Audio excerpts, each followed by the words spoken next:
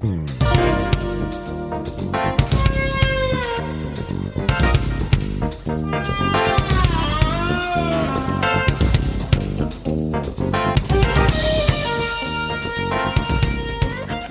to The More Perfect Union, the podcast that offers real debate without the hate.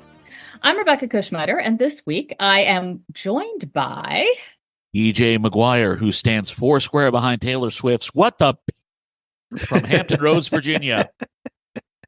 And Greg Matuzak, a common sense liberal from Cincinnati, Ohio, who's hoping to get a little of that Rudy Giuliani FAFO lottery money. So keep my fingers crossed, hoping he defamed me in some way. From Cincinnati, Ohio. And Kevin Kelton back and rested from 2 weeks off from the More Perfect Union. No, you really have to take a week off every now and then. Otherwise, this job just drives you into the ground, don't you think? Oh yeah, this hour and a half a week of podcasting we do is really draining. It's life-sucking. It's life-sucking. Which leads us to our first point. Congress took a well-deserved recess, much like Kevin does. They have adjourned for the year. They will not be back for any at all in calendar 2023. And they left, some stuff on their table, their desks, to come back to in the new year. They did not pass an aid package for Israel. They did not pass an aid package for Ukraine. They did not pass an aid package for the United States. And our funding is going to expire in January and February. And they've been talking about the border a lot, but not doing anything about it. So, DJ, I think you were typing into this right before we started. I'm going to let you get this off your chest. What do you think? Oh boy. No one really knows what they're actually negotiating because they won't tell us all. The folks who are in the room doing the negotiating say they are getting close to a deal, that they're getting close to something that would get pro-Ukraine Senate Republicans to sign on. But we don't know what it is, and everyone who is outside the room is insisting that nothing is going to happen. By this, I mean the Republicans. They are all effectively saying that Hamas terrorists, Russian rapists, and Chinese nukes are not as dangerous as brown people looking for a better life in the United States of America. Now, you're talking about the Senate Republicans in particular. Have they made statements regarding what they want out of border reform policy? Like, do they have a list of 10 items that they're taking into these negotiations? The closest thing we have on that is Senator John Cornyn, who basically said, you have to take H.R. 2. That was the House Republicans border bill. It included a bunch of idiotic stuff. It's House Republicans. Well, yeah. Idiotic stuff is their stock in trade. Right. So it would allow for a lot more immediate deportations. It would allow for a lot more detentions before court hearings. It would allow for a lot of things that Democrats just really do not want at all. And it would allow for what I also think are a lot of bad policies. What most Americans want, if you actually look at the polling and look at where they stand on every individual border issue, is what they want is they want people who want to come into the country to come into the country. They just want them to do it in an orderly fashion. What the Republicans have figured out is, in order that they can get some of the things they want by holding aid to Ukraine hostage, they are making it abundantly clear that they are no longer a party that is serious about foreign policy. They're no longer a party that is serious about our allies. They're no longer a party that is serious about leading the democratic world. All they care about are keeping their crazy, racist base voters happy. And they care about nothing else. Which leads me to wonder if any of these negotiations are even in good faith. And honestly, I don't know.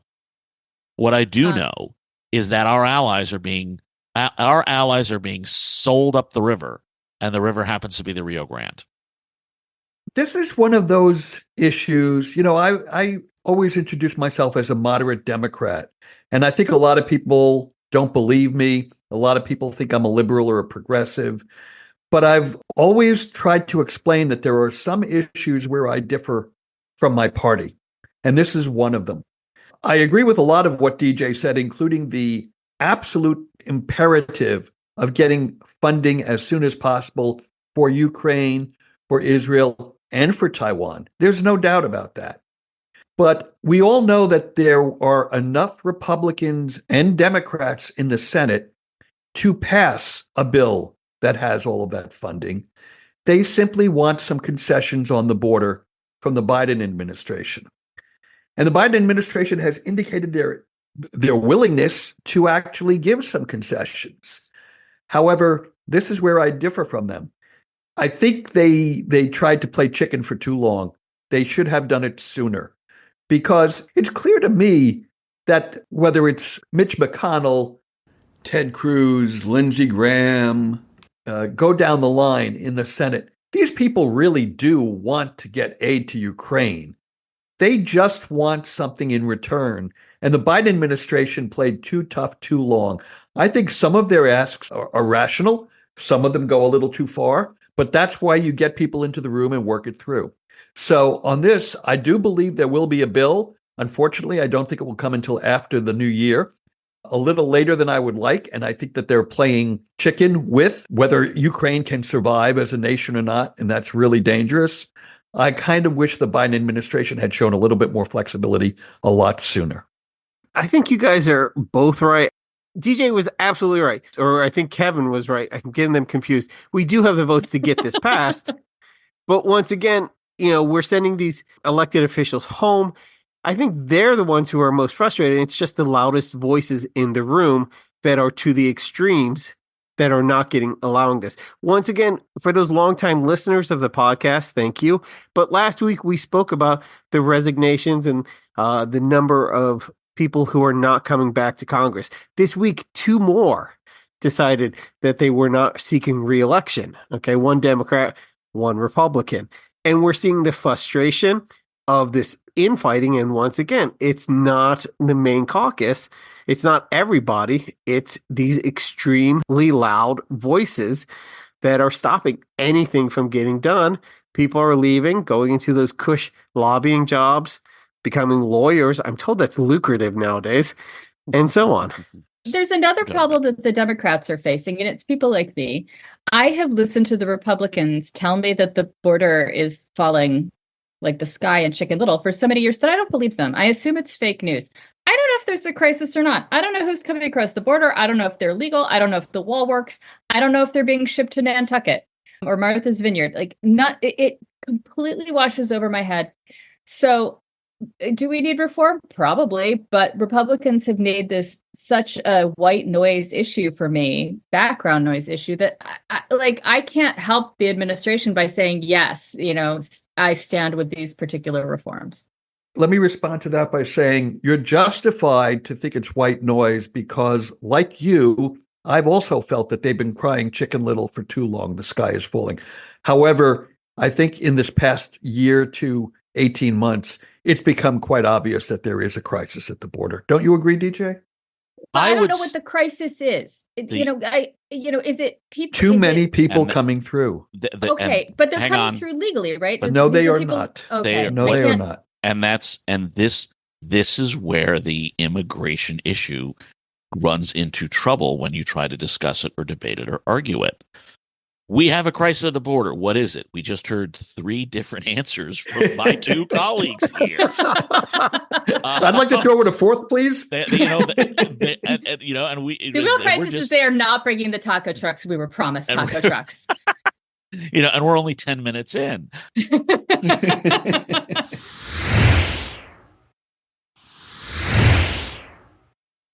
So, Rebecca, what else we got on the docket? The House has approved an impeachment inquiry, which is different than the committee to possibly inquire about impeachment that has existed in the House.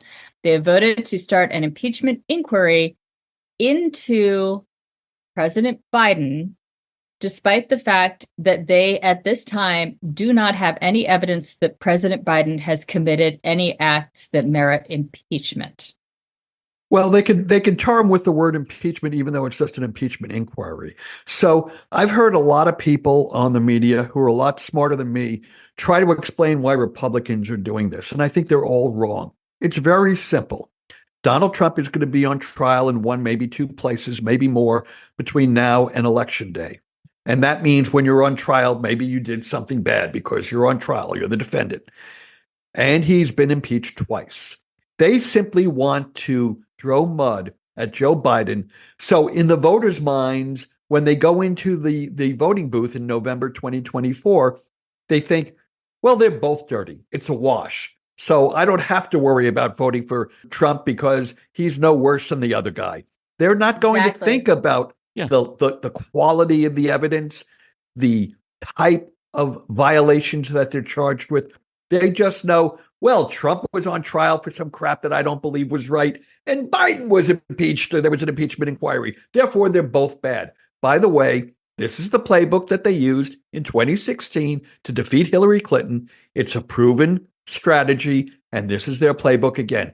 It isn't going to be, how can we make Donald Trump more palatable to more voters? It's going to be, how can we raise Joe Biden's negatives enough that people simply cannot vote for him?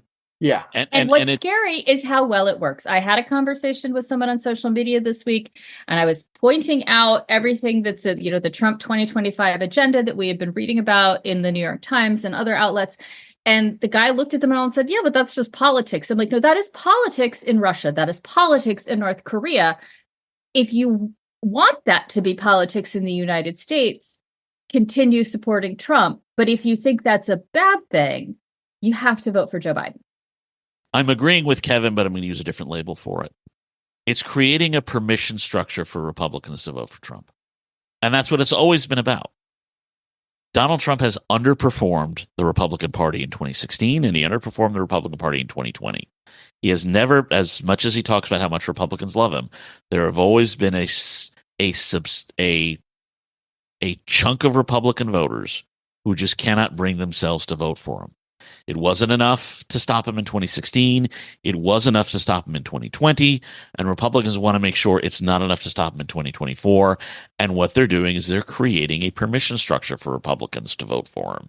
Oh, yes, Donald Trump was impeached over Ukraine over January 6th, but Biden had an impeachment inquiry, so it's the same. Oh, yes, Donald Trump wants to do all these various things that are dangerous to democracy, but Donald Trump says Joe Biden's a threat to democracy too, and he quotes Vladimir Putin to do it, so they're the same. And then you have the people who say that Netanyahu is a threat to democracy in Israel, which means basically the three world leaders who are democratic are the biggest threats to democracy. Yes. Well, speaking of the Israelis, it appears that Biden is ready or is changing the rhetoric.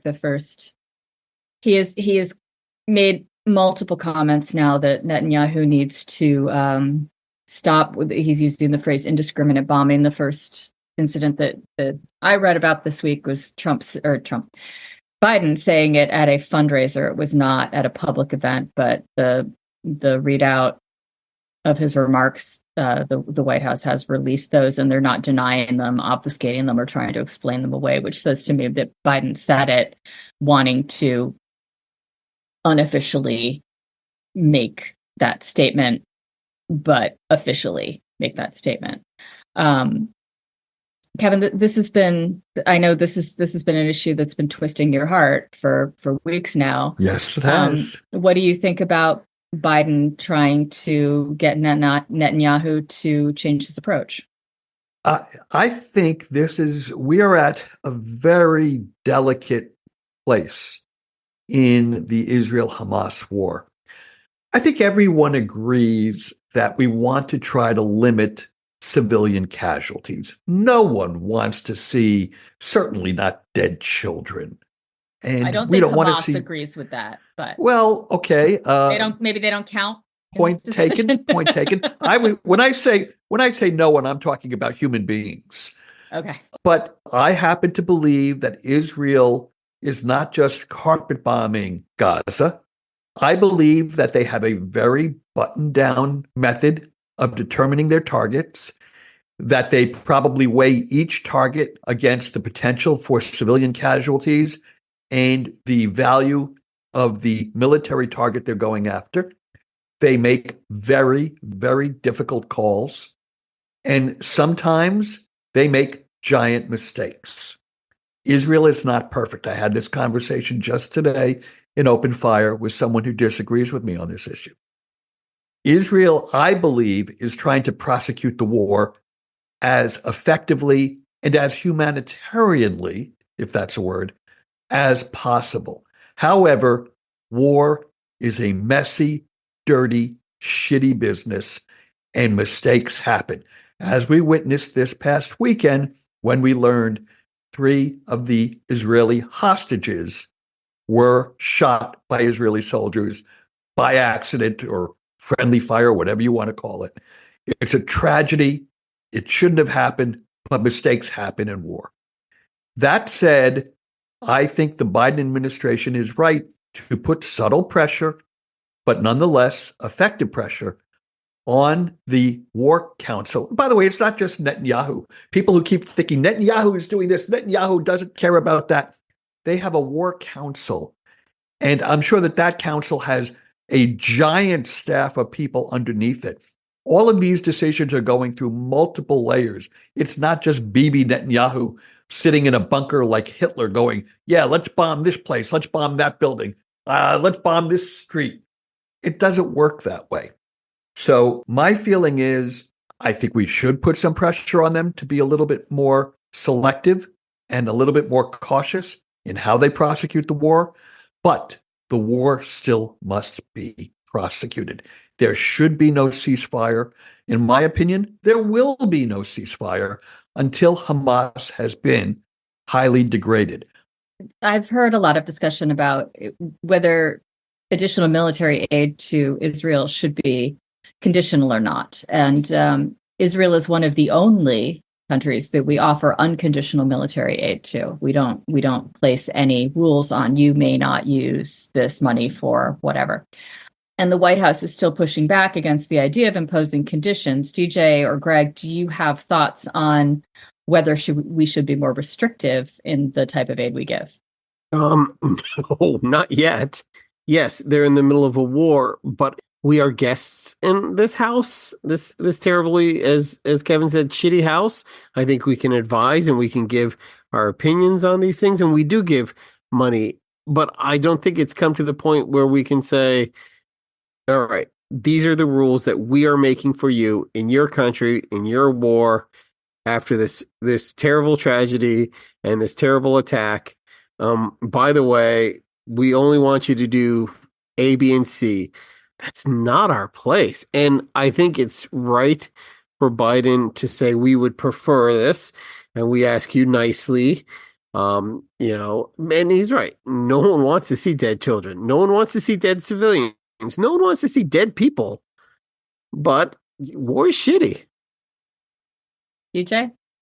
I think the question, and these are questions, I think we have to make clear that these are not just questions that we are asking here in America. These are questions that Israelis are asking of themselves, of each other, and of their government.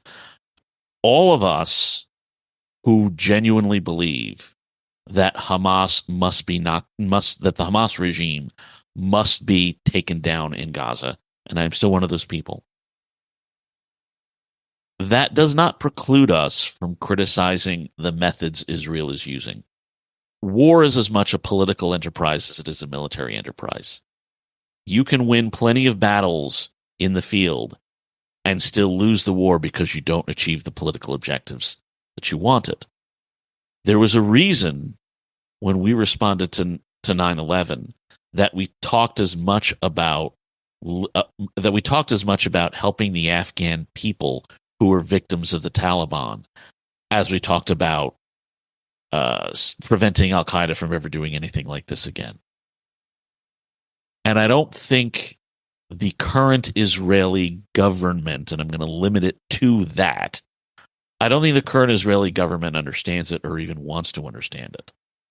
They are already putting out ambassadors, and Netanyahu's done this himself, but his ambassador to Britain has already been put out in front of a microphone to oppose the notion of an independent Palestinian state. And within Israel, that is very controversial. And there's a good piece in the Atlantic by Yair Rosenberg about what Biden is basically doing is he's not allying himself to Bibi Netanyahu per se, or to the Israeli government per se, but he's allying himself with the Israeli people. He's trying to figure out where the Israeli people are and say, I'm with you. I'm with you when you agree with your government, and I'm with you when you disagree with your government. And the Israeli government really needs to ask itself if the end game is a Gaza without Hamas in power, what is the most effective way to do that? Now, if the Israelis want to argue that what they are doing is the most effective way, that's fine. Let's hear them actually do that, because I really haven't been seeing a lot of that out of them. Once again, DJ has articulated my thoughts better than I could. And I couldn't agree with you more, DJ. The Israelis have to, you said defend, and I'll accept that word, or at least explain what their military strategy is, why they are bombing these streets and these buildings, why the mass destruction is necessary, what they are accomplishing. When we went into Afghanistan, they sold it to us and they sold it to the world, not just as we're going to try to kill al-Qaeda, but that we are liberating the Afghani people from all of the oppression that is the Taliban. Israel should have been doing the same thing from day one in this war. They should have been explaining how they are making the world better for Palestinians by taking out Hamas, how they will be able to have something of a functioning democracy, how some of the sexist and transsexual and anti-gay, homophobic policies that Hamas promulgates, if I'm using that word correctly, You are. can be mitigated by making a change there.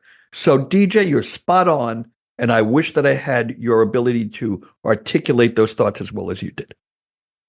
The people of Gaza, never mind social justice, they want running water. They want electricity that they can count on.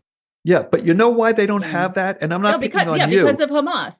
I just found this out this week, that Egypt and a couple of other countries spent millions and millions of dollars to put in an irrigation system to pipe clean water to various parts of Gaza.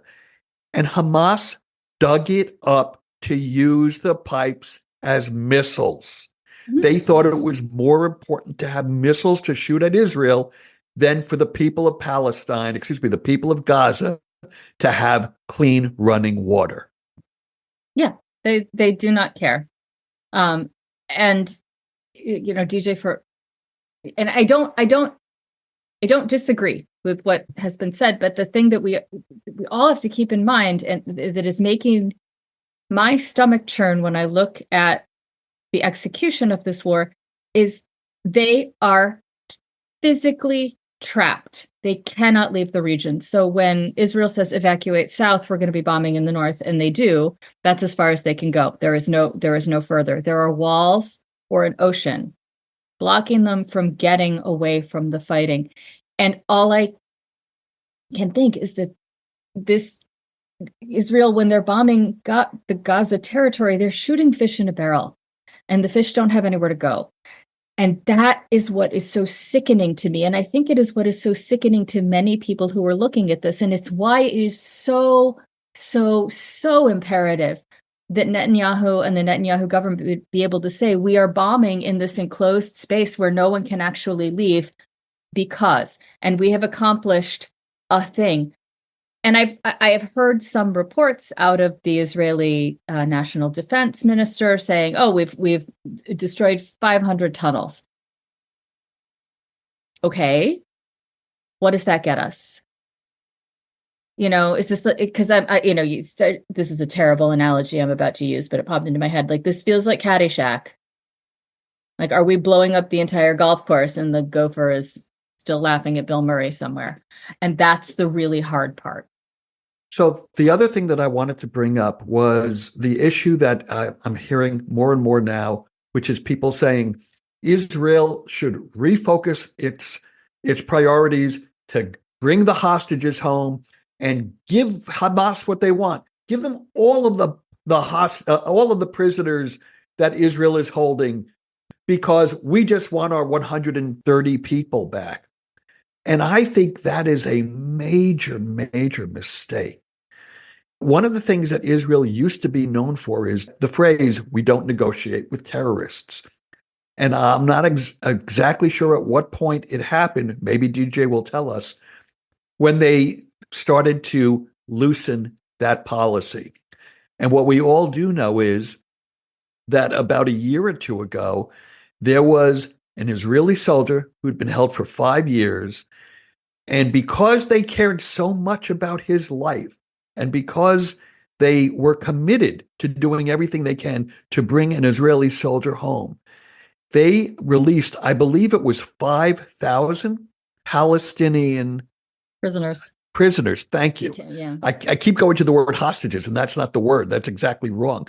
They were prisoners arrested for crimes. They had not been convicted. A lot of them had not gone to trial yet, but they were all charged with crimes. A lot of them were terrorist crimes. They released 5,000 prisoners to get this one soldier back. And you know what?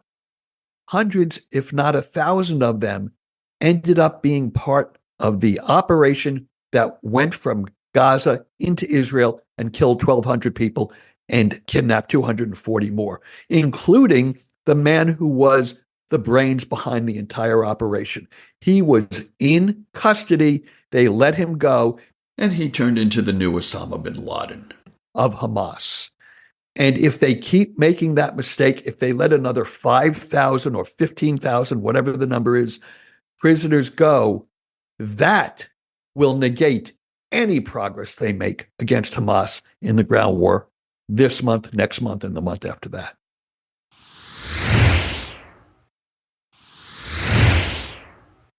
So, all right, I'm going to preface this by go to the Wayback Machine of my brain. And I remember being in a discussion thread. I think it was actually an open fire, Kevin. And somebody was saying, what makes you most proud to be an American?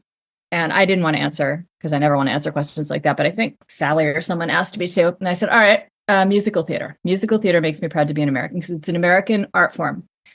And it is combining a lot of the best creative forces that have come out of America, the combining of music, storytelling, and dance, and the visual arts all in one place for a really accessible and entertaining art form. And I love it. I love musical theater. I love that it's been exported all over the world, and that there's something for everyone, and that it has continued to evolve since its first inception in the early 1900s. So that brings me to Dr. Jill Biden, First Lady of the United States, posted a video this week of some performers who are actually doing they're doing a gig at the Kennedy Center, performing a tap dance version of the Nutcracker, set to a Duke Ellington arrangement of the Tchaikovsky score. And they did an excerpt of it in the White House. Like, they choreographed it around some of the White House decorations, and it's lovely. It's a multicultural group of tap dancers that, there's not a lot of gender specificity, but there doesn't need to be. It's like people dressed as toy soldiers. You don't need to be a particular gender for that. And they're tap dancing their hearts out, and they look wonderful. And it's like, oh, you start to recognize the music. You're like, oh, it's kind of a cool arrangement. It's jazz. I love it. And people are losing their minds. This is terrible. This is not Christmassy. Why is someone wearing a rat mask? This is like, the White House is embarrassing. This is so anti-Christmas. This is so anti-American. And stop right there, all y'all. First of all, the rat mask, like the story that the Nutcracker is based on is called The Nutcracker, Prince, and the Rat King. The fighting of the rat is fundamental to the Nutcracker story, so settle down. And to be denigrating a multicultural group of performers tap dancing to jazz music. Let's talk about this, because to suggest that that doesn't belong in the White House is flat out wrong. Both modern tap dance and jazz music are American inventions. Jazz is born out of spirituals and gospel music that later became the blues and eventually evolved into jazz, and it is a form that has continued to evolve in the century since. Tap dancing is an amalgamation of Western African step dancing and clog dancing from the British Isles that developed in the United States and has turned into actually two separate forms of tap dance. There's the Broadway tap dance that we think of, and then the more musical tap dance where the feet are almost an instrumentation. Also, tap dance is incredibly stinking hard, and anybody who criticizes tap dancers doesn't know what they're talking about, because tap dance reduced me to tears when I tried to take it in college. So this, to me, I look at it and I see a celebration of all that's best in America.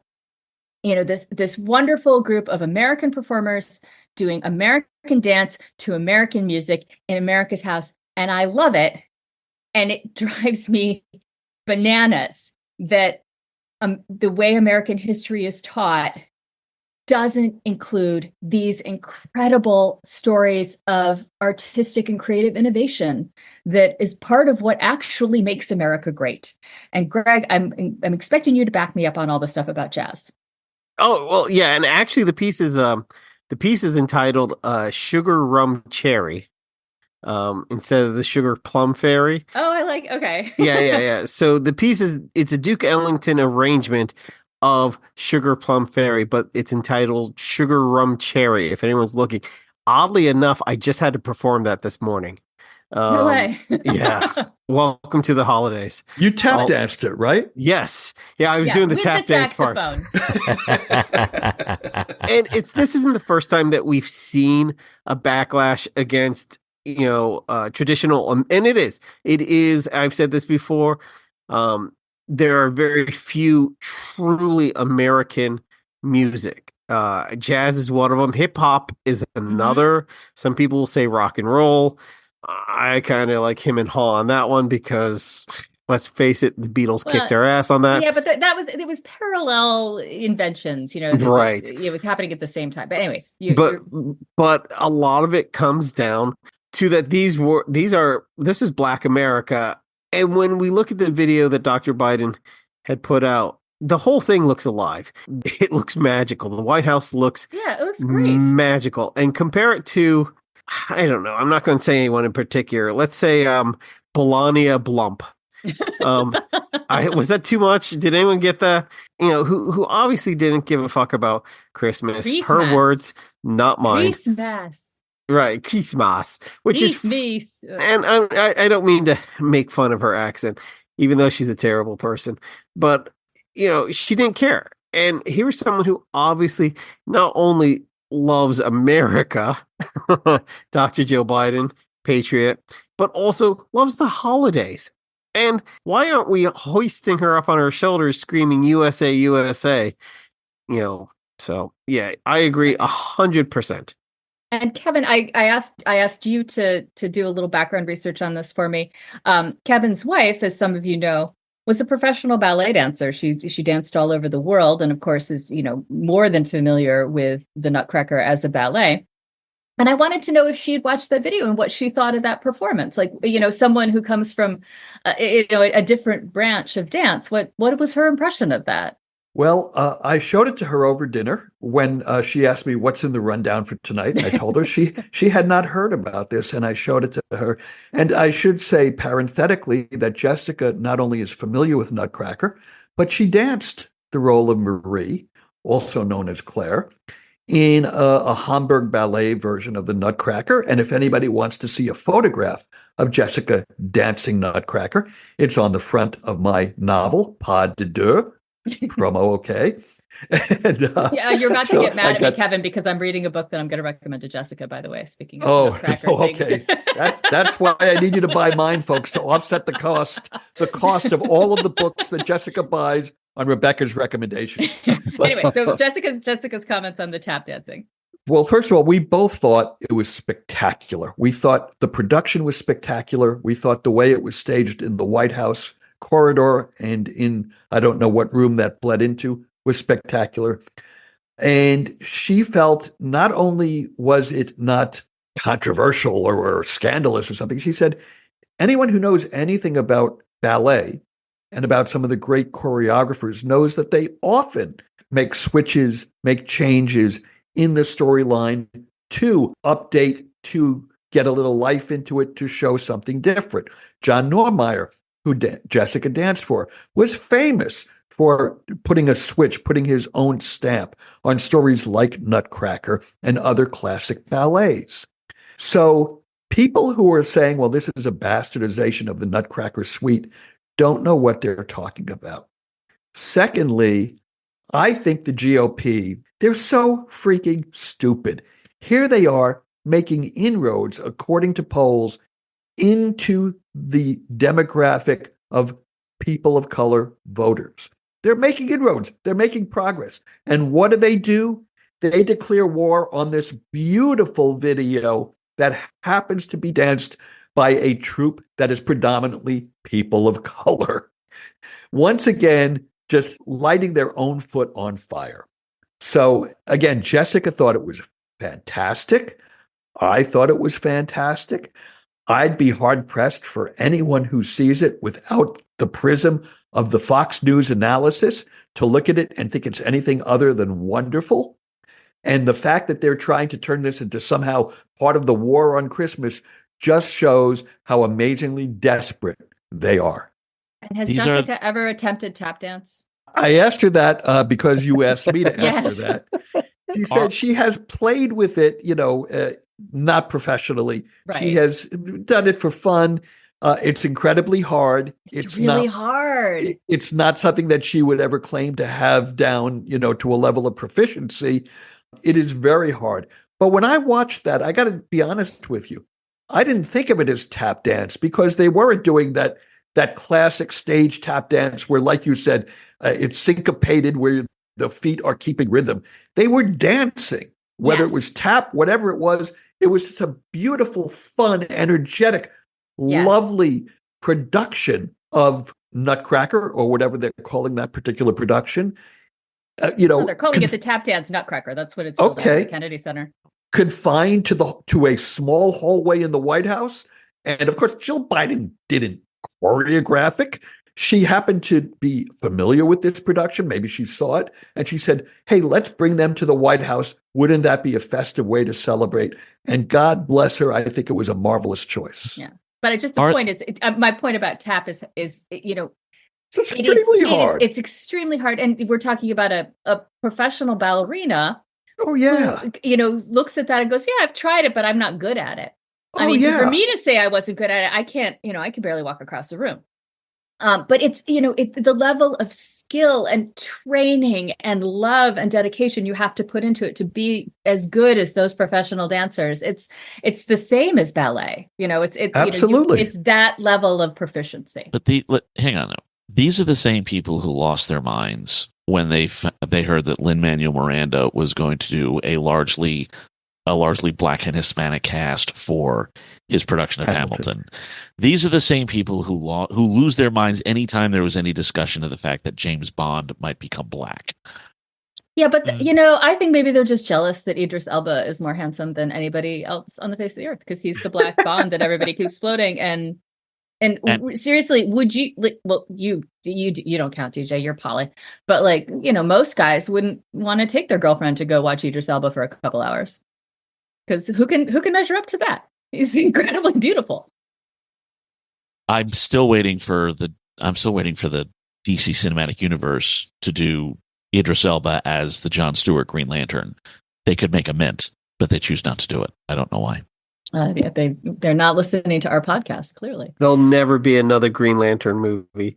Ryan Reynolds killed that franchise. He did. And not in the good way. No. And whether it's Jon Stewart or Guy Garner or... No, who could bring it back? Who? Taylor Swift. And there you have it. It all comes back to Taylor Swift. And that is another week here where we've talked about everything from tap dance to Taylor Swift to the National Defense Authorization Act. We are Renaissance people here, my friends. Anyway, thank you all for listening. If you enjoy what we do here, please follow us on Twitter at the MPU Podcast, on Instagram at MPU Fan Club. Don't forget to link to us on your Facebook timeline, on your Threads timeline, on your Twitter timeline, on your post timeline, on your Instagram, whatever timeline you are working on your in. Timex. Just link to us every place. Yeah, on your alarm clock, wherever you want to link to us. Let your friends discover the wonder of the holidays through the eyes of four curmudgeons.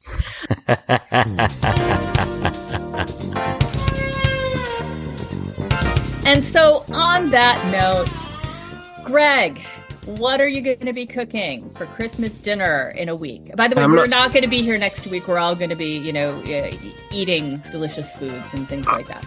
I'm not cooking anything, thanks to Kevin. All I'm doing for the next week is starting my GoFundMe page. I'm writing letters to get this Taylor Swift Green Lantern project underground. In fact, I don't have time for you people. And when I say you people, I mean you. Talking to me right now. Dear Taylor, big fan. I have a wonderful opportunity. I'm too busy for this.